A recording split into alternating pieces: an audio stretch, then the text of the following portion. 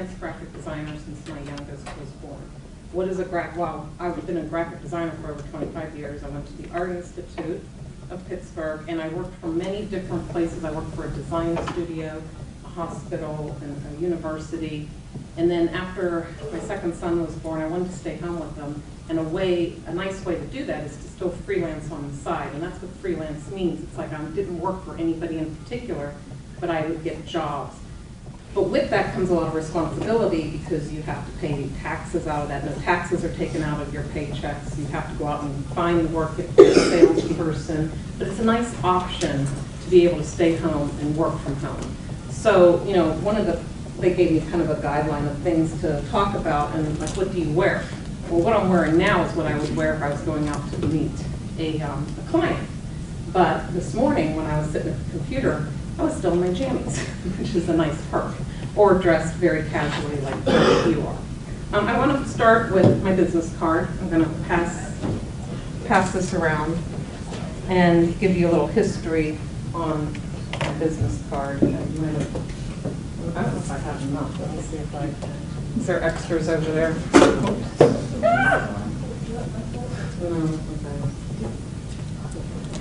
Am I okay? These extras? Did anybody else? Okay. So, first thing you want when you're promoting your business is a business card. And the first thing you have to do is come up with the logo. So I came up with my logo. And I love color. I like designing the color. I wanted to be very creative with color. So I was looking for a background. And my son came home. He was in 4th grade. And he came home with this artwork that he had done in Mr. Wallish's art class. And I think Mr. Wallish is now a art teacher up here. Yeah. And I saw that, and so I scanned it in, and I used it as my background. And Mr. Wallish was he was impressed that I had used it. But it inspired me. So my son's artwork inspired me to use and to come up with my business card. Okay? So logo design is something that is around us. Bethel Park, is anybody wearing a Bethel Park logo? No, but the Bethel Park logo. A graphic designer had to design that. The Steeler logo, a graphic designer. Penguins. A graphic designer came up with that logo. And you know how the Steeler logo is not changed. That logo has never changed. Penn's logo has over time evolved, and they updated it. Same with Penn State, their logo updated. So my little test is, I wasn't sure how many I was going to have. So these, I want you to try to tell me what these logos are. And I didn't number them, but just go 1, 2, 3, 4, 5, 6, 7, 8, 9, 10, 11, 12. Without the words, I'll try to hold them up. See how many you can guess. These are all common. I tried to throw in some that your generation might not know, but most of these are from stuff that you would see every day.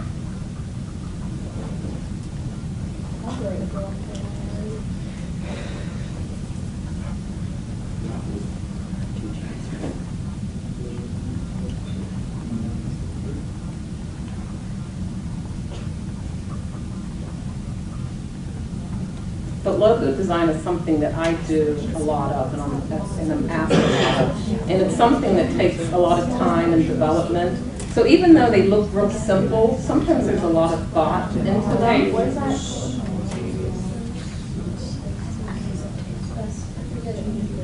And color plays an important role in logo design. I think there's an app or a game. Is there a game logo? There's a game. There is. And I'm not really good at it. It's Yeah, hard. they're hard. It They're really is. hard. They really are. I was surprised. I thought, oh, I should be able to do this very easily. But without the words, a lot of times. You guys need more time, or are you good? Good. Okay. It's a wash and dryer. All right. Yeah. How do you want to do this? I got it. I'll tell you more right now. You want to? Okay. All right. You start with the first one. Hey, Nike. how many people got Nike? Me. Did everyone get Nike? That was a pretty easy one. The second one, well, the boys maybe, I don't know about the girls, but did everybody get that? Yeah, I knew it. Wendy. This one was very easy. McDonald's, okay. Twitter. Twitter. Okay, how about this one? Under Under Armour. Armour, okay. Google. FedEx Postal Service. UPS. Is it UPS? I see it. I thought it was the post office also. Yes. It's the US Postal Service. How about the middle? G. General Electric.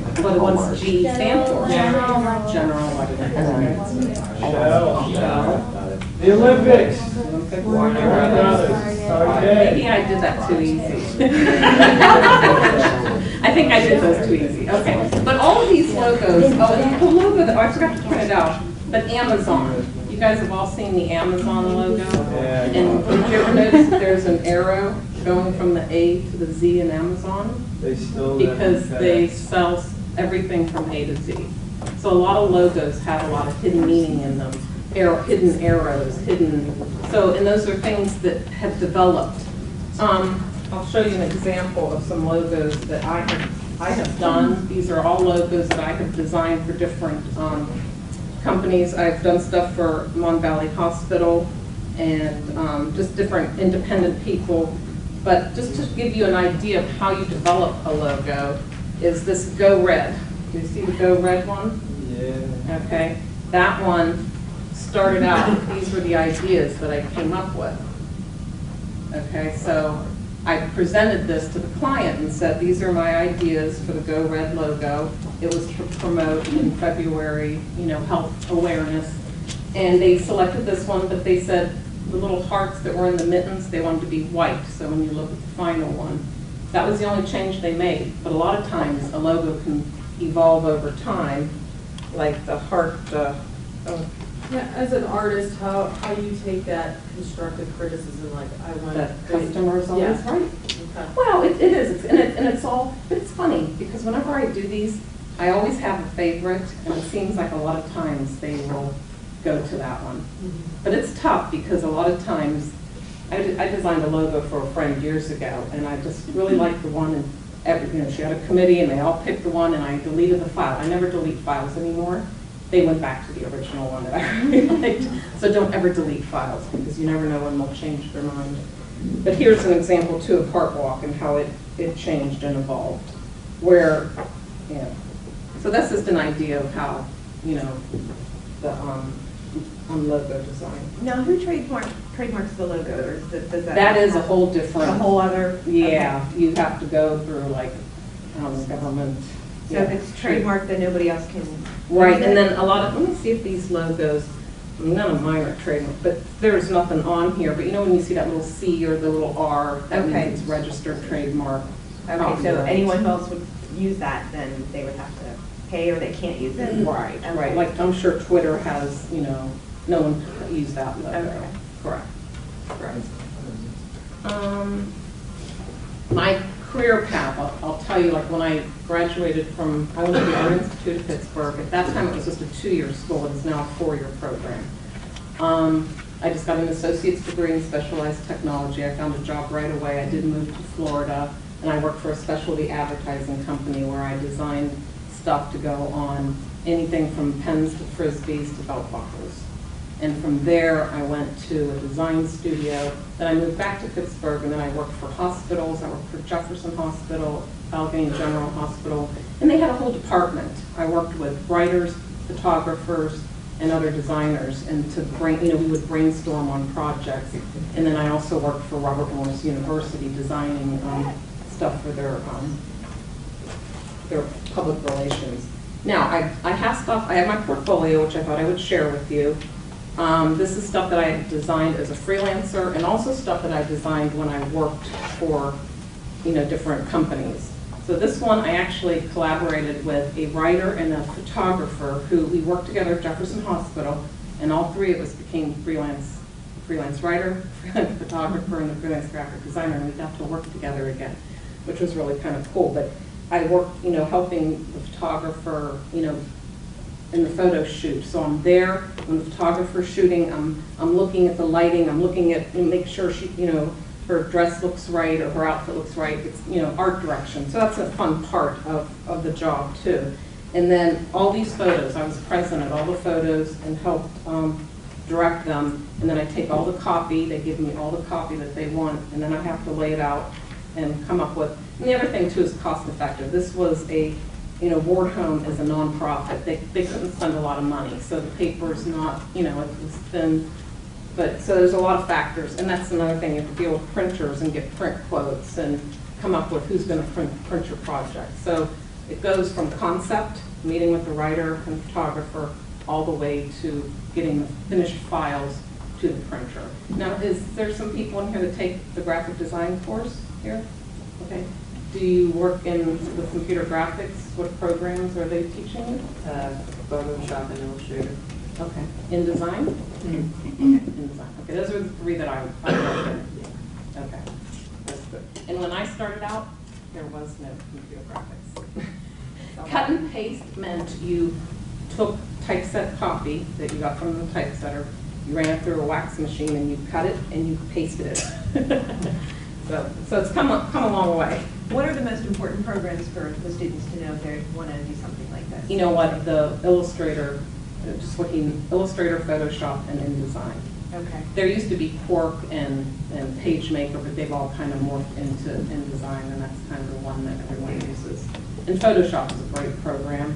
And they each have, like Photoshop, it's amazing what you can do with photos, and I will tell you where I've done some Photoshop stuff. And then Illustrator is where all the logos were designed. All the logos that I did were all done in Illustrator. You could do them in Photoshop if you were doing something more. And then InDesign is your page layout program. And InDesign is what I did this one in. Okay, so I took the photos into Photoshop, manipulated them, and then put them into, InDesign. And so my layout was 2 pages. Oops, that's an insert. It was this big, and I had to figure out the different panels. So it was a 2-page document. Okay. And then this was just an insert too that they could insert letters. All right, let me show you some of the other stuff that I have.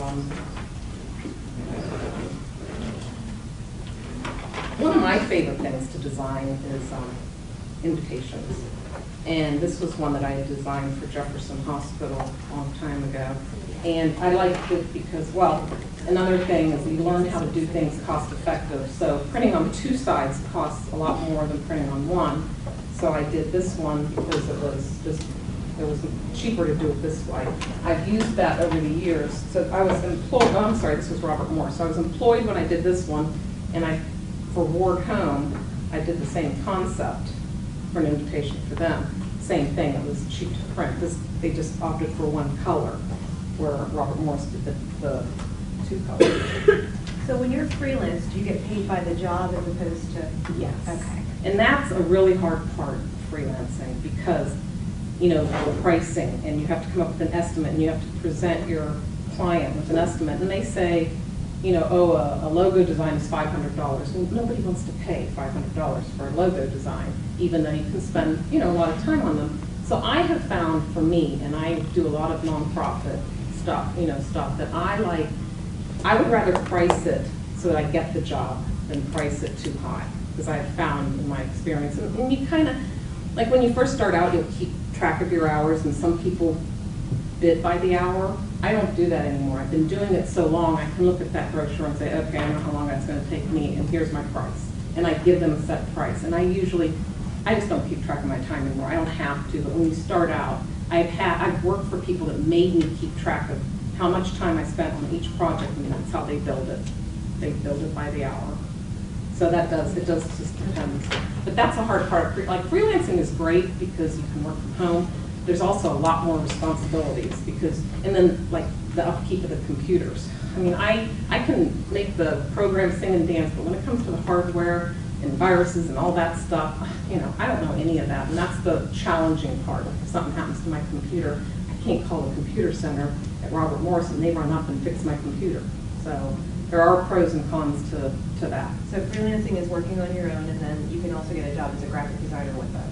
You can get it, yeah, you can, and I've never worked for a big agency. Okay. Those are, and I know people that have, and like they get a lot of clients, they hire people, then they lose a client and they lay them off.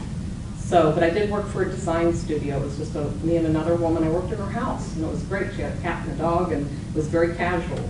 And she was able to maintain, she had some good clients, and I worked for her for 5 years. So But and it's great to work like at Allegheny General and in Jefferson Hospital. They had, in Robert Morris, I could go back to school. I worked on my bachelor's while I went. They had a lot of benefits. And that's the other thing too, is as a freelancer, I don't have any benefits. Fortunately, I have them, through my husband. So, but I do know men. I have a friend that I went to art school with, and he is a freelancer, and he works from home, and he has kids, and he's able to do it, and he has a lot of contacts, and that's the other thing too. You have to get out there and sell yourself, and that's not always easy to do. To be that, because you have to be the salesperson. You also have to do the billing, the financial stuff, and the creativity part. Wow. So it's Wow, is it word of mouth that you get? that out of is it? probably the best way. And LinkedIn, you guys have heard of LinkedIn. I don't know if they does everybody know what LinkedIn? Yeah. Yeah. It's like a professional Facebook. And I have LinkedIn with people that I went to high school with, people that I've worked with all through my career. And actually this logo is from In Tandem, is a girl I went to high school with. She saw me on LinkedIn. She contacted me and said, hey, can you do a logo for me? The Mon Valley Hospital, another classmate from high school on LinkedIn saw that I was a graphic designer, said, hey, we use freelancers. So that's how I got that So a one. lot of connections that way, and then you'll have a client who says, hey, this woman did a really great job for me, here's her name. So One of that- my biggest clients is City Theater. I do all the programs for City Theater. The printer and I got that through a printer that I had been doing work for. He recommended me. Now I'm doing stuff for Pict Theater. So I'm kind of got this theater thing going now. So you can definitely make a living at it, but like you said, you have to be kind of self-motivated, I would Yes, say. you definitely have to be self-motivated. The work's not coming to you. You have to go out and you have to find it. And I've done promotional things. I did this postcard. I did a mailer a while back. I kind of did the same thing, with my business card. I used the same, creative thinking sells. I was like, my husband is in sales, so I do have that advantage, and I've learned a few things from him. And like whenever I went to, a meeting, he'd be like, well, did you follow up with them? Did you, call them? And I've done that before, and the people would be like, oh, I've been thinking of you. I wanted to call you back. I'm so glad you called. And every time he gives me a hint like that, I'm like, he's always right. But he does it for a living, and that is the hard part, is being in sales. I couldn't do it as a living, but to sell my graphics, it's not bad. Just have to be confident and like, hey, this is what I do. Some other things, I love to do the funky fold, where they call this a gatefold. So, and like they wanted to list every nonprofit that they had worked with, and it was going to be this big, long, boring list. And I'm like, well, why don't we just run it and put bullets through it? So it's, they give you the copy. You have to come up with a creative way of displaying it when it's kind of boring stuff sometimes. It's not always all fun and games. Another thing that I worked at with Robert Morris College, I worked with the writer, and we came up, this was really a really fun project where we got to, come, once again, a lot of the photos I was on the photo shoot with, and it was just fun to do colorful and, fun things. I really enjoyed that atmosphere and being around the students and coming up with this whole pocket folder. And this was something that they would give to a prospective student. So that was a fun project. What I do now is these programs for City Theater, and a lot of it, I call this like meat and potatoes. It's not the most, like I take the ads and I place them. I work with this type. It's not anything very exciting, but there's always a section about the play that is, that I do get to design, a couple pages that are fun and creative. In this one, she wanted to depict a landmine. So we actually got stock photography of the camera, and then this was stock photography inside, and then this was another photo. So I actually manipulated all those photos. There's one in here too. So there's 4 photos, and in Photoshop I put them all together into this one photo, and then dropped it as a background for the whole page layout. So and then this was another one I did it was about Andy Warhol called Puff, and I took, Andy Warhol, if you've ever been to his museum or know anything about him, he always likes to repeat images, so I took the image of him and repeated it all along the bottom, took the logo pop of the play, screened it in the background, just to like kind of give it some flair. So those are some of the things that I've done currently. I've also done, this is kind of old, but this is some ads that I did when I worked at Jefferson Hospital. We kind of did this long horizontal format. We did it, they were ads, they were billboards, anything that they were advertising in the annual report that year. And the subjects, she was a cancer survivor, and we found her and went out to the park and took pictures of her. This is my parents with my niece, who is now 23 years old, blowing bubbles in their backyard. We went to their house, took a photographer. It was fun like we would find people that we knew to be our models. More like whenever you do the logo design, a lot of people will want a business card and a letterhead. So I have to take the logo and then put it into the format for the business card and letterhead. And then these are just some other pieces that I've done over the years. Another, like a self-mailer, do a lot of those. And once again, just 2-color, very simple format. When I was at Robert Morris, they got a color printer that they could print in-house, but I couldn't use any bleeds, which bleeds means it goes off the page. See how the blue goes off the page? But they have to be able to print that and then trim it. This was going through a copier. They couldn't bleed, so you have to put the white edge around it. This was kind of fun, designing a brochure for visual communications or graphic design. Okay. Does anybody have any questions? Or do you want to take any? Yes. So since you've worked for companies and then now also freelance, which would you say is your favorite, like working freelance or for a company? Well, I really like freelance because of the freedom, and with having kids, like when my kids were in school, I went to all their parties in elementary school. I was able to get them on the bus. I was able to be, and then if they were sick, I was able to be home.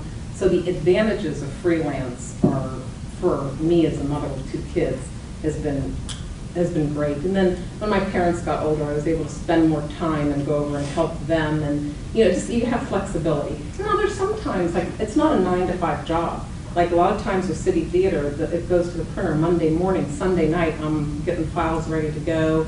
And a lot of times I found with my kids around, I like to work it. Like when they went to bed, like after 8 or 9 o'clock, that's when I did my best work, from like 9 to 11. I could get more done in those 2 hours than I could get done all day long. So I did, but there also was benefits to, like, I loved working at Allegheny General Hospital. We worked with a team. There was photographers, videographers, a project coordinator, and we would get together and brainstorm on a project. And I like that camaraderie, and I don't have that as much anymore. So there's pros and cons to both, but I do kind of want freelance. Good question. Anybody else? Okay. How do you come up with different designs for everything, all of the pieces you have put together? How do I come up with the designs? Well, you can get inspiration. Like, and there was a famous quote, like, everything's been thought of before. You just need to you just need to reinvent it or come up with it again. So what I would do is, like, whenever I was doing logos, I have books at home, graphic books. And even places that I work, we would have stuff to be inspired with. Just like the pop, I just looked at Andy Warhol stuff to get inspired for that.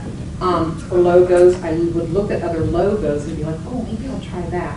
So when I was designing these logos, I would take different typefaces, and I would just, when I create a logo, I would just take Heartwalk and I would typeset it, and then I would change the font, and I would try like 20 different fonts just to see what I like the best. Then I narrowed that down. And whenever I do a logo, I always just give them at least 3 ideas.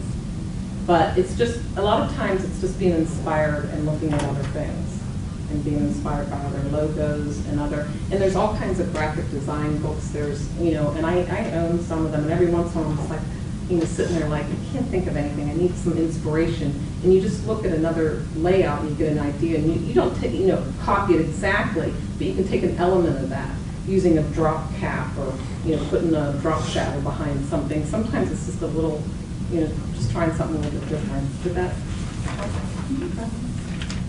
Can you talk a little bit about maybe salary? Yes, I do have. And job actually, I have over at this table I actually have a friend who is an admissions person at the Art Institute of Pittsburgh. So I called her and I said, I have no idea what the going salary was. And she sent me these brochures, so feel free to pick one of these up. What she told me is since they have an associate's degree in graphic design, it's actually, I got, Two-year degree, right? That's a 2-year degree. And I got an associate's degree in specialized technology. Now they offer an associate's degree in graphic design. She says the starting salary nationally is around $30,000. That's an associate's degree, 2-year. The 4-year, the Bachelor of Science degree, $40,000. Now my niece, the one that I showed you in the picture, she just got her first big girl job. Just got offered, she was a psychology major, and she just got a job offer at $30,000 entry level. So, and that's a, you know, she has a 4-year degree. It's for UPMC, and the salary's low, but the benefits are really good, and she can go back to Pitt and get her master's degree. So a lot of times when you're looking at that salary, she's like, oh, that's so low. And I'm like, yeah, Katie, I said, but you can go back and get your master's degree and it'd be paid for. So you have to, and then her medical benefits, and the other benefits that a big company like that offers makes your salary actually a lot more than just $30,000 what you're taking home. So you do have to consider that also. And when I worked for Allegheny General Hospital, Robert Morris University, I mean, I'm still getting money, you know, I have money in 301 or, you know, the 401ks. 401ks, thank you. Yeah, investments from when I worked years ago. So I have money invested. So there's, you know, big companies can offer that where the smaller companies cannot, you know, or freelancing, you know, you have to do all that yourself. Anybody else have any other questions? Let me see what there's.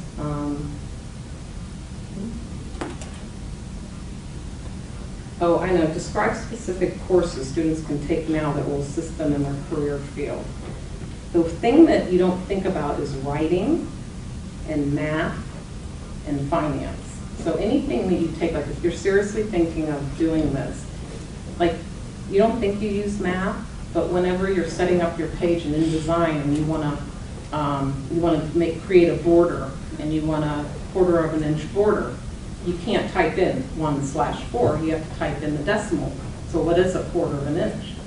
0.25. So you have to know how to do decimals for documents, and you also have to be able, like if you're figuring out a trifold, you have to figure out where you want this to start, you know, where your guide rules are. You've got to figure that out. You have to take 11 divided by 3 and figure that out. So there's a lot of math involved.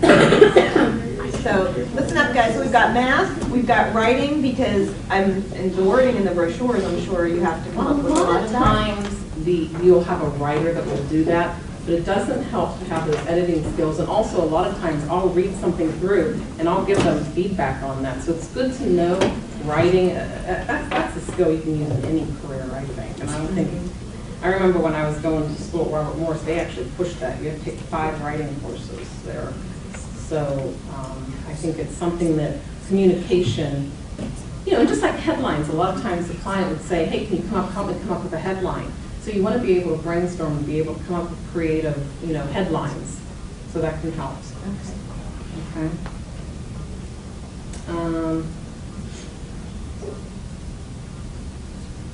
The aspects of the career that are most rewarding is doing something that I love. It is really something that I love. And when I was in high school, I can remember going to one of these to find out more about this. And I was like, oh my gosh, that is what I want. I worked on the yearbook when I was in high school, so I was doing page layout.